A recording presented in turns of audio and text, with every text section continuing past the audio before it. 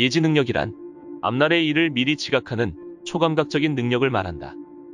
합리적인 기준으로 생각해보면 예지는 어떠한 경우에도 불가능할 수밖에 없다고 생각된다. 왜냐하면 미래는 아직 일어나지 않았기 때문이다.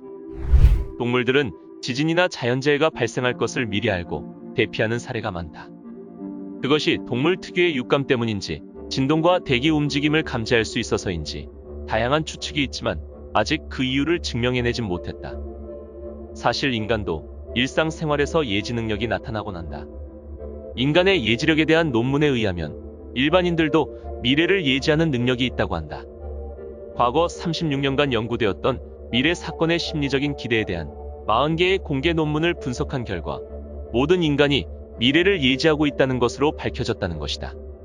달리 말하면 우리의 뇌는 우리가 별도로 노력하지 않아도 아직 일어나지 않은 미래의 사건에 대해 그 원인까지 함께 미리 알고 있다는 말이다.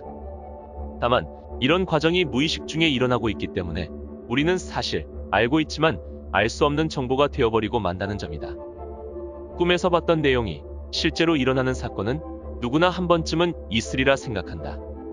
오늘은 꿈에서 예지 능력이 나타난 다양한 사례와 300년 뒤에 일어날 일을 정확하게 알았던 소강절 선생의 사례를 알아보겠다.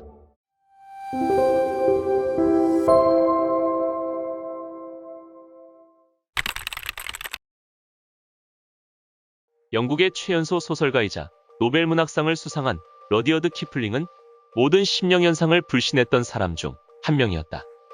그러던 어느 날 그는 생생한 꿈을 꾸게 된다. 돌로 된 바닥재를 깐 커다랗고 넓은 거실에 정장을 한 사람이 줄지어 서 있는데 그 의식에 자기가 참가하고 있는 꿈을 꾸었다. 어떤 의식이 진행 중이었는데 사람들도 별로 보이지 않았다. 의식이 끝나자 낯선 사람이 팔을 잡으면서 한마디 하고 싶은데요 라고 말했다. 그리고 꿈에서 깨어났다. 그로부터 6주 뒤 키플링은 웨스트민스터 성당에서 전몰 장병을 위한 기도회에 참석했다. 놀랍게도 그 장소와 상황이 모두 꿈에서 본 것과 똑같았으며 기도회가 끝나자 낯선 남자가 키플링의 팔을 잡고 한마디 하고 싶은데요 라고 말하는 게 아닌가. 키플링은 그때의 일을 자서전에 이렇게 썼다. 나는 내 인생 필름에서 아직 개봉되지 않은 일을 어떻게 보게 된 것일까? 우리 일상생활에서 시간은 필름처럼 순조롭게 풀려나가며 그 속도 또한 일정하다. 가령 생각을 비약해서 미래가 상영되지 않은 필름이 존재하듯 이미 존재한다고 가정하더라도 미래의 사건을 알 수 있다고까지 단언하기는 어렵다. 예언이나 예지는 행복한 사건보다는 재난이나 죽음의 예언 쪽이 4배나 많다. 4배라는 수치는 환생을 과학적 방법론에 입각해 연구했던 이언 스티븐슨 박사가 재난의 예지를 조직적으로 조사하여 발견한 것이다. 박사의 연구에 의하면 우리 내부에는 종종 무의식의 수준에서 작용하는 예지 능력이 있는 듯하다. 이와 같은 생각은 사고를 일으킬 운명에 있는 열차의 승객수는 항상 사고가 일어난 그 이후의 날짜의 동일 시각, 동일 노선의 열차 승객수보다도 적다는 사실에 의해 뒷받침된다. 이 사실은 1912년 타이타닉호가 처음으로 항해를 하기 전 보통의 경우보다 많은 사람들이 타이타닉호로 여행하는 것을 취소했다는 것만 보더라도 증명될 수 있다. 첫 항해를 하는 배에 타는 것은 재수가 없다고 생각했기 때문에 취소한 것이 아니냐고 주장하는 사람도 있다. 하지만 런던의 사업가인 코나 미들턴은 타이타닉호의 한미가 수면 위로 쳐들려 있고 승객과 선원이 그 주변을 수영하고 있는 꿈을 꾸었기 때문에 배를 타는 것을 취소했다고 한다. 그 꿈은 타이타닉호의 비극을 완전히 그대로 나타내고 있는 것이었다. 이언 스티븐슨 박사의 조사에 의하면 타이타닉호의 침몰을 올바르게 예지한 사람들이 다수 있었음이 판명되었다. 사우샘프턴으로부터 출항할 때 부두에서 전송하던 수천 명의 사람들 중에 마샬이라는 이름의 여성이 있었는데 그녀는 수백 명이나 되는 사람들이 바닷속에서 발버둥치는 광경이 뇌리에 뚜렷이 떠올랐고 저 배는 미국에 도착하기 전에 침몰한다고 외쳤다. 또한 타이타닉호가 침몰하던 시각에 뉴욕에 사는 여성이 자신의 어머니가 만원인 구명보트에 타고 있으며 물에 빠진 사람들이 절규하는 모습과 뒤집어진 커다란 배가 마침내 물밑으로 가라앉는 악몽을 꿨다.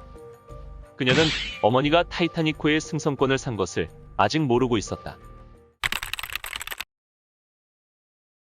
예지 능력자는 모든 문화와 역사를 통해서 존경을 받았으며 예지능력자의 예언이 실현된 경우도 매우 많다. 한편 300년 뒤의 일을 정확하게 예지했던 초인적인 인물이 있었다. 원해운세 연월일의 시간 법칙을 밝혀내고 천지의 운행과 음양의 변화는 물론 과거와 현재의 세상이 돌아가는 이치를 환히 깨달은 북송시대의 대학자이자 역학가인 소강절 선생이 그 주인공이다. 소강절 선생은 앉아서 백리 밖을 내다보고 천년 뒤의 일을 짐작하는 초인간적인 재주를 가졌다고 알려져 있다. 소강절 선생은 젊어서 과거 시험에 급제하여 20대의 나이에 상서의 지위에 올랐으며 문장이 빼어나고 주역이 아주 밝아 전국적으로 명성이 자자했다. 공부에 매진하느라 20대 후반에서야 겨우 장가를 가게 되었고 결혼 후 신부와 첫날 밤을 맞았으나 너무 긴장한 탓이었는지 새벽에 일찍 잠에서 깼다.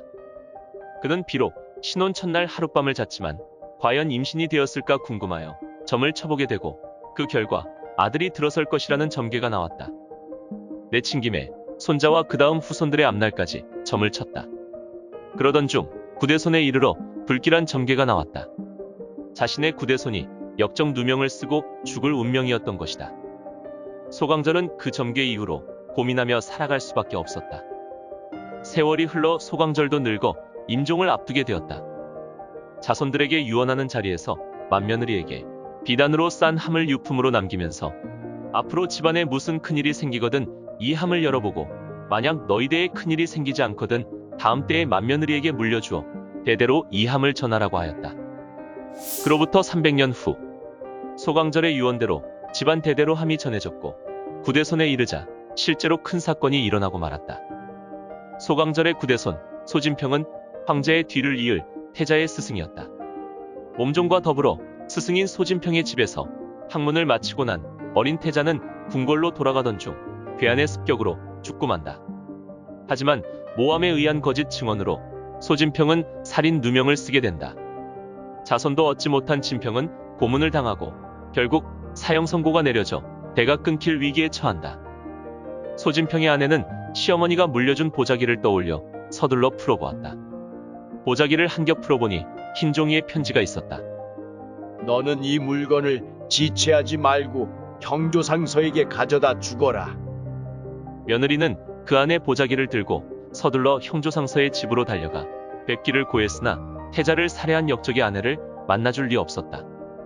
그러자 소진평의 아내는 구대 조부인 소강절의 유물이 있다고 했고 형조상서는 자신이 가장 존경하는 학자가 소강절 선생이었기에 유물을 한 겹 풀어본다. 거기엔 또 한 장의 편지가 있었으며 그 편지에는 최대한 예의를 차리고 함 속의 내용물을 확인하라고 적혀 있었다. 최대한 예를 갖추어 유물을 확인하기 위해 형조상서는 대청마루 아래로 내려온다. 그 순간 자신이 앉아있던 사랑채가 통째로 무너져 내리는 게 아닌가. 깜짝 놀란 형조상서는 급히 함을 열어보았고 함 속에는 또 하나의 편지가 있었다. 그 편지에는 이런 글자가 적혀 있었다.